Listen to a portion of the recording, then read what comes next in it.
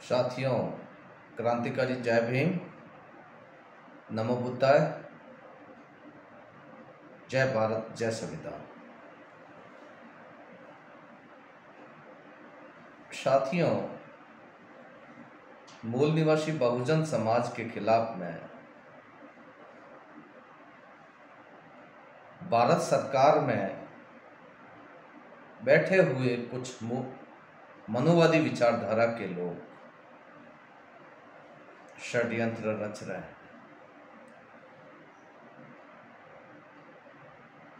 पहले तो ये समझा जाता था कि जो लोग संविधान के खिलाफ में बोल रहे हैं या यहाँ के मूल निवासी बहुजन समाज के संवैधानिक अधिकारों के खिलाफ में बोलने वाले या मौलिक अधिकारों के विरुद्ध में बोलने वाले लोग भारत सरकार का हिस्सा नहीं है, इसलिए उनके द्वारा दिए गए बयानों का कोई मूल्य नहीं है। यह समझ करके हम लोग उस बात को अवॉइड करते थे। वर्तमान परिस्थितियां ऐसी बनी हुई हैं कि भारत सरकार के अंदर प्रधानमंत्री मोदी जी के आर्थिक मामलों के सलाहकार परिषद के अध्यक्ष विवेक देबरॉय, जो विवेकानंद इंटरनेशनल फाउंडेशन के सदस्य हैं और उसके राष्ट्रीय अध्यक्ष NSA राष्ट्रीय सुरक्षा सलाहकार अजय डोभाल, वो अभी भी उसके अध्यक्ष बने हुए हैं। तो यह विवेकानंद इंटरनेशनल फाउंडेशन RSS का अनुषांगिक संगठन है। उसको RSS का थिंक टैंक भी बोला जाता है। उसमें मनुवादी विचारधारा के लोग जो RSS के फॉलोवर्स हैं और भारत और अन्य सरकारों में, स्टेट की सरकारों में शीर्ष पदों पर बैठे हुए हैं, वो उसके सदस्य हैं और उनके द्वारा जो सलाहें दी जाती है उसी सलाहों के अनुरूप RSS अपनी रणनीति बनाता है और वो रणनीति बना करके जो भारत सरकार में हमारे देश के प्रधानमंत्री नरेंद्र मोदी जी हैं, वो कहने में पिछड़े हैं, लेकिन वो वास्तव में एक मुखौटा है। उस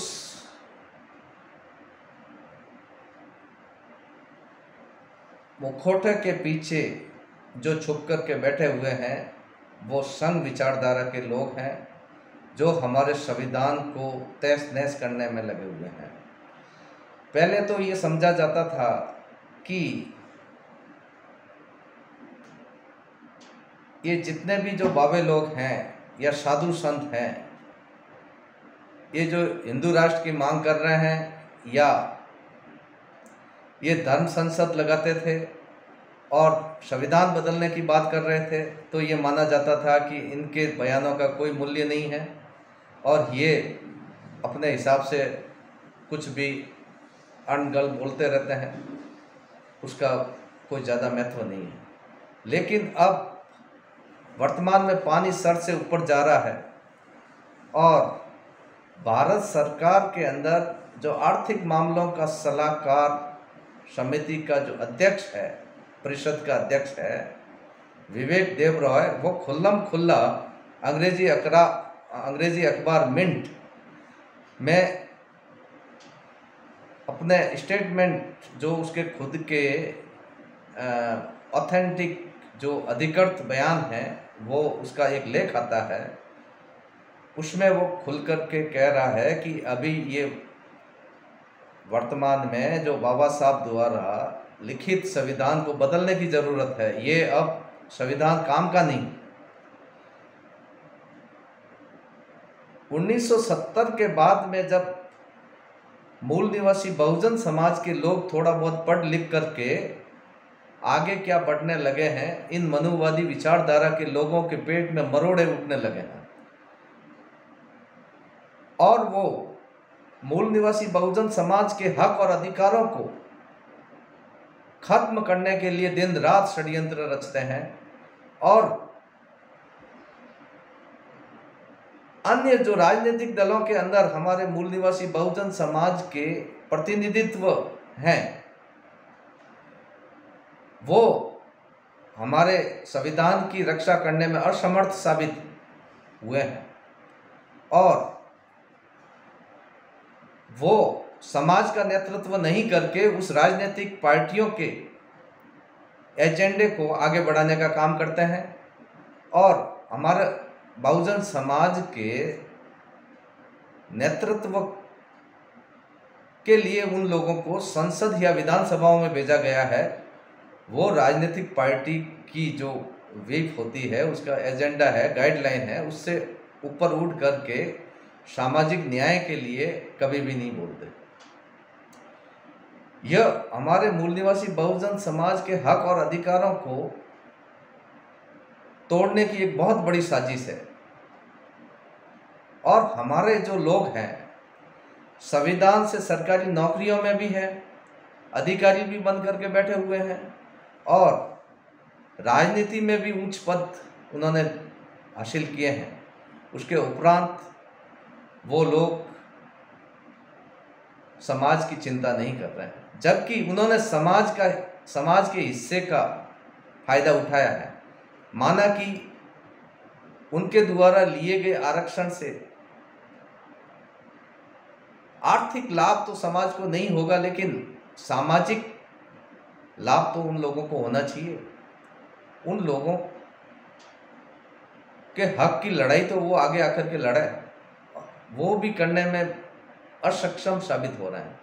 तो इसी बात को लेकर के मैं आप लोगों को चेता रहा हूँ कि जितना जल्दी हो जाए वो आप लोग सब सजग हो जाए, सतर्क हो जाए और जिस किसी भी राजनीतिक पार्टी में बैठे हैं, आप उस राजनीतिक पार्टियों की विचारधारा से ऊपर उठ करके सामाजिक विचारधारा और सामाजिक न्याय की बात करना शुरू करें। हर राजनीतिक पार्टी का व्यवसायीकरण हो चुका है, अपराधीकरण हो चुका है और राजनीति ने, वर्तमान राजनीति ने समाज का पूरा राजनीतिकरण किया, लेकिन राजनीति का अभी तक सामाजिकरण नहीं हो पाया है। इसलिए जिस किसी भी राजनीतिक पार्टियों में जो समाज का प्रतिनिधित्व होता है, वो अपने समाज के हक और हकूक की लड़ाई नहीं लड़ रहा है। तो बस मैं यही कहना चाह रहा हूँ कि जब जो आज भारत सरकार में एक प्रधानमंत्री का सलाहकार इस तरीके के स्टेटमेंट खुल करके दे रहा है, तो आप लोगों को समझना चाहिए कि उसके पीछे कौन सी शक्ति काम कर रही है।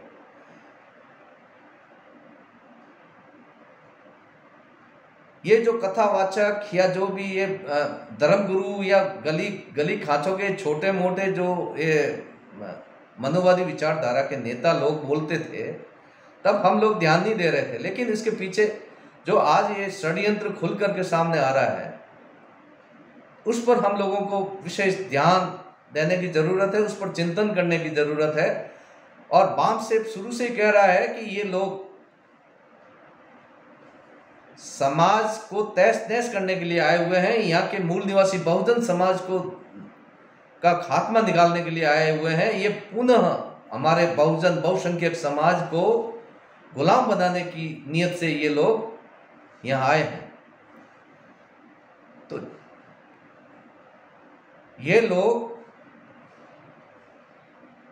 हमारे समाज के लोगों को साथ में लेकर के षड्यंत्र कर रहे हैं। भारत सरकार में हमारे SC ST OBC माइनॉरिटी के बहुत सारे, हो सकता है मंत्री है, माइनॉरिटी के तो एक भी नहीं है, लेकिन OBC SC ST के तो पर्याप्त मात्रा में मंत्री हैं, उसके बावजूद वो नहीं बोल रहे हैं। और यदि उनके आरक्षित और सुरक्षित सीटों को भी माने तो पर्याप्त वहाँ प्रतिनिधित्व है, उसके बाद में भी उसकी उन लोगों की जुबान नहीं खुल रही है। इस बात को हम लोगों को समझना पड़ेगा। और जब तक हम लोग हमारे हक और हकूक़ को लेकर के सामने नहीं आएंगे और इन नेता लोगों के भरोसे बैठे रहेंगे तो हमारी आने वाली पीढ़ियां खत्म हो जाएगी, नष्ट हो जाएगी। इस बात को हमारे लोगों को ध्यान देना होगा। बस मैं इतना ही कहना चाहूँगा और इसी के साथ में मैं मेरे शब्दों को, मेरी वाणी को विराम देता हूँ। फिर मुलाकात होगी। जय भीम, जय मूल निवासी साथियों।